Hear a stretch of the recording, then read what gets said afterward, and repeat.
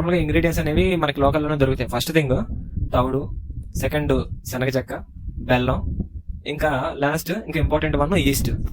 ఒక పౌండ్కి ఒక 100 barrel drum అనేది మనం తీసుకోవాలి.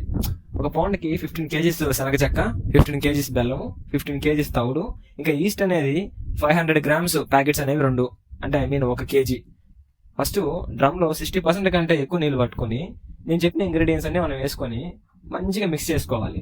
ఇంకా ఈస్ట్ని హాఫ్ బకెట్ వాటర్ తీసుకొని ఆ బకెట్లో ఈస్ట్ని మంచిగా కలుపుకొని అందులో పోసేసుకోవాలి. పోసుకున్న వెంటనే ఒక కర్ర సాయంతో మంచిగా తిప్పేసి దాని మీద మనం కవర్ చేసేయాలి. గోతాం లాంటివి తీసుకుని తాడుతో కట్టేయచ్చు కూడా. ఇంకా ఈ ఫర్మెంటేషన్ జ్యూస్ ప్రిపేర్ అవడం కోసం మనకి 24 hours పడుతుంది. 24 hours అంటే ఒక రోజు తర్వాత ఇంకా తీసుకుని హాఫ్ తీసుకుని మిగిలిన హాఫ్లో వాటర్ పోసేసినా ఇంకో 24 hours మళ్ళీ మనకి ఫర్మెంటేషన్ డ్రింక్ రెడీ అయిపోతుంది. జ్యూస్ అనేది రెడీ అయిపోతుంది.